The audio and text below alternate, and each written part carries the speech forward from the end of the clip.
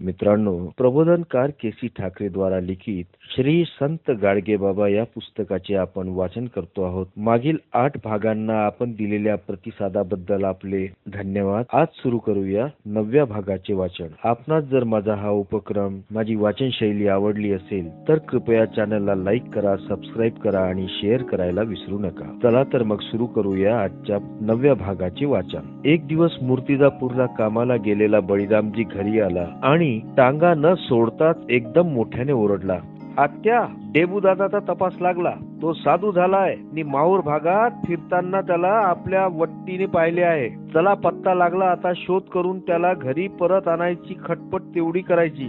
माहूर भागातल्या जात गोतवाल्यांना इशाऱ्याचे निरोप रवाना केले. वार्षिक ऋणमोचनाची पौशी यात्राही जवळ आली. डेबूजी कुठेही असला तरी ही यात्रा चुकवणार नाही ही सगळ्यांची खात्री.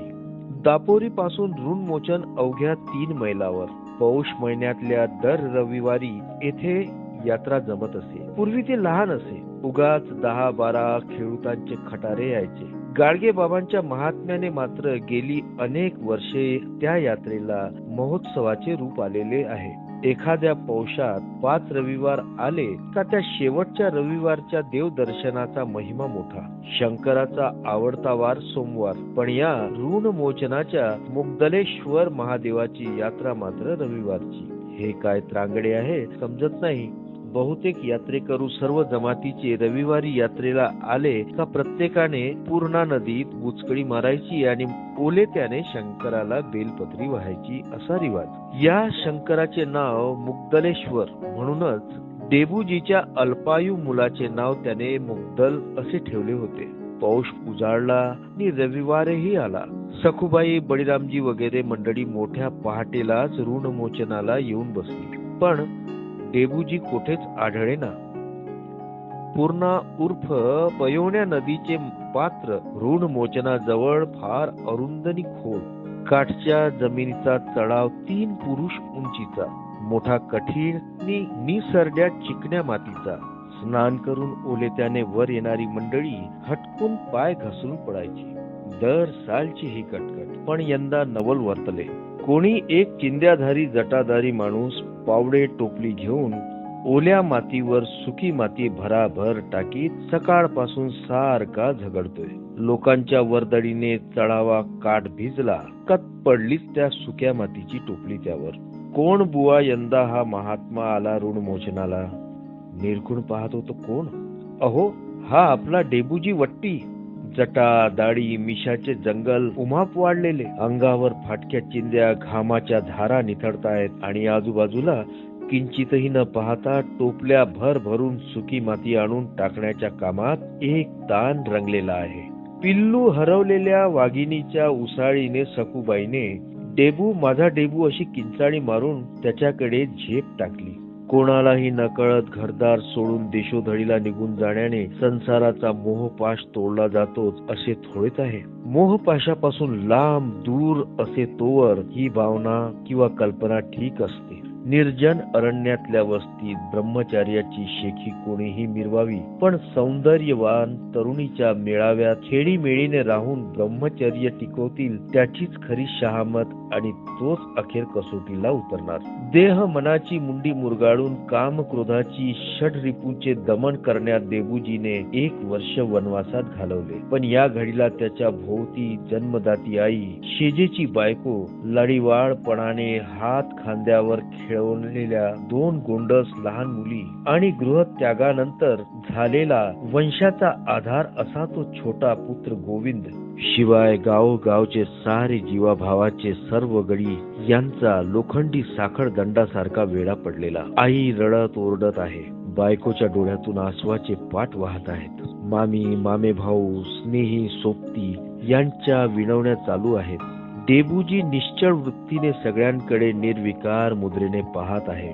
फतरावर घणाचा घाव घालतला तर एखादी कपरी तरी उडते, पण इथे काहीच नाही.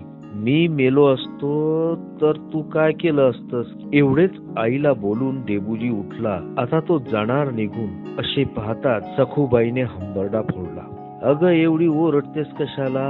मी काही आत्ताच जात नाही कुठं, हा पौषाचा महिना इथंच आहे असं सांगून डेबूजी गेला निघून दुसरीकडे. डेबूजी वट्टी आला रे आला ही हाक यात्रेकरूत फैलवल्यामुळे सगळे गणगोत नि लंगोटी मित्र त्याला पाहायला धावले. दर साल नदीच्या निसर्ड्याचा अनुभव सगळ्यांना होता, पण ओल्या चिंब मातीवर सुकी माती टाकून लोकांचे हाल कमी करण्याची कल्पना ही योजना आजवर एकाही शहाण्याच्या डोक्यात आली नव्हती. आणि आज परागंदा झालेला आपला डेबूजी या विचित्र वेशाने यात्रेला येतो काय आणि यादवजी पाटलाकडून टिकास पावडे टोपली घेऊन एकटाच तो काम करतो काय. लोकहितासाठी असली कामे कोणी ना कोणी केलीच पाहिजेत ही कल्पना ज्या खेडूतांना नाही नी नव्हती त्यांना डेबूजीचा हा खटाटोप पाहून काय समजावे हेच समजेना. कोणी म्हणे बिचारा वेडा झाला. आई बायको मुलांकडे पाहून कळवळत दुसरा विशेष शहाणा शेरामारी की अहो पहिल्यापासूनच याला देवधर्माची आवड म्हणून झाला आता तो बैरागी साधू. तिसरा तुकाराने सांगतो अहो कसला देवनी कसला धर्म. याने आपल्या कुळदैवत खंडोबा आणि आसराबाईचे बोकड दारू बंद करून विठोबा रखमाई करू लागला. वाळ वडिलाची चाल मोडली. फिरले डोकेने झाला असा वेळा पिसा. ज्याला जसे सुचले तसे तो लोकांच्या जमावात येऊन शेरेमारीनी निघून जाईल. खराट्याचा नवा धर्म. सगळ्या यात्रेकरूची स्नाने आटोपल्यानंतर डेबूजीने स्वतः स्नान केले. अंगावरच्या चिंध्या धुतल्या आणि तशाच पुन्हा पांघरल्या. देवळात जाऊन महादेवाला नमस्कार केला. फराळाला बसलेल्या अनोळखी यात्रेकरूकडून चतकोर तुकडा भाकरी चटणी कालवण मागितली आणि मळक्यात घेऊन नदीकाठी तो खात बसला. आईने त्याच्या पुढे फराळाचे जिन्नस ठेवले. तिकडे त्याने पाहिलेही नाही. भाकर संपताच तो उठला आणि गेला निघून दूर कुठेतरी. संध्याकाळी लोक पाहतात तो डेबूजी हातात खराटा घेऊन यात्रेतली सारी घाण झाडून साफ करीत आहे. कागद पानांची भेंडोळी, खरकट्यांचे तुकडे, हार काय पण जागोजागी लोकांनी केलेले मलमूत्र विसर्जनाची खातेरी पार सगळे स्वच्छ झाडून साफ करण्याचा सपाटा चाललेला. सकाळी याने दरडीवर माती टाकून लोकांची स्नाने सोयीची केली. वाटेत दिसलेला दगड धोंडा गोटा दूर नेऊन टाकला. आता तर यात्रेला सारा घाण केर कचरा स्वतः भंग्याप्रमाणे साफ करीत आहे. हा काय वेडा आहे होय. तिथल्या घाणीमुळे ऋण मोचनाला कसली ना कसली रोगराई होते. आपण कधीच लक्ष दिले नाही. दरसाल असेच होते. एवढ्यावरच आपली अक्कल ठेचाळायची. पण त्या रोगराईला ही घाण कारण आहे हे आज आपल्याला या डेबूजीने शिकवले. याला वेडा म्हणणारे वेडे.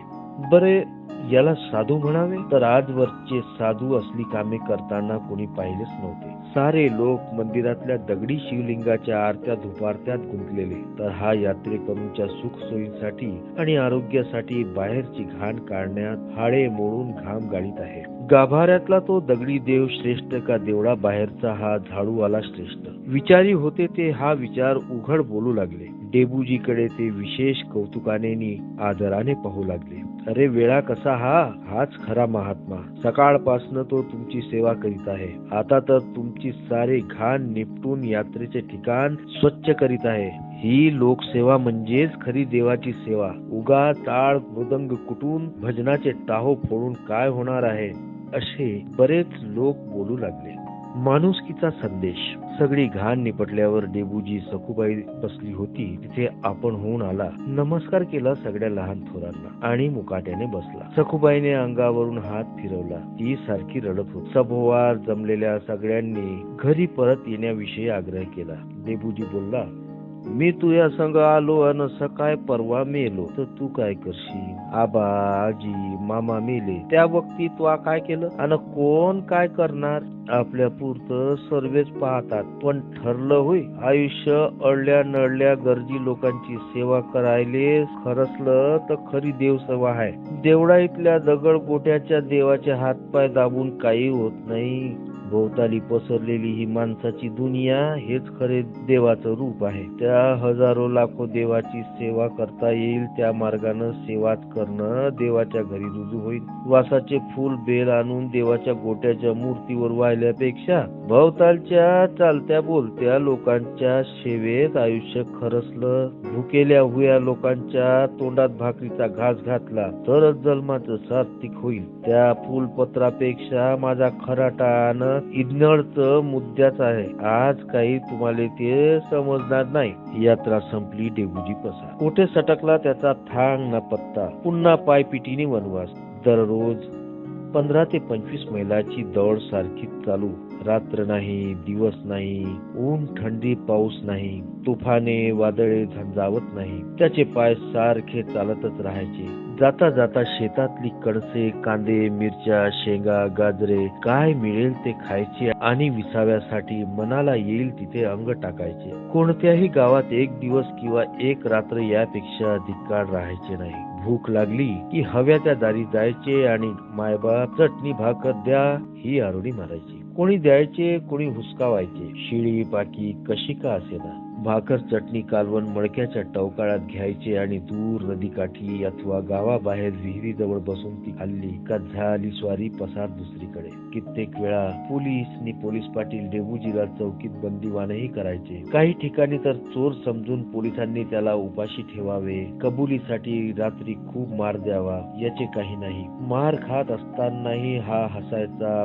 पक्का बेरड आहे लेकाचा म्हणून आणखी छळायचे. डोईवर जड्ड पेटारे देऊन 5-5 मैल दुसऱ्या गावी चौकीवर चालत न्यायचे. तेथे आणखी तपास व्हायचा. कोणी सज्जन गावकरी भेटावा आणि त्याने अहो हा वेडा आहे, असाच गावोगाव भटकत असतो असे पोलिसांना सांगितले म्हणजे सुटका व्हायची. लगेच स्वारी आपल्या तंद्रीत हसत हसत पुढे रवाना व्हायची. कोणी निंदा वंदावा, अटकेत करा बंदा. कशाची काही दिक्कत खंत वाटायची नाही. शारीरिक, मानसिक, वैचारिक अवस्था एक ताण, निर्लेप, निर्विकार, नितीत प्रज्ञ. पुष्कळ वेळा तो मुद्दामच लोकांचा राग आपणावर ओढून घ्यायचा.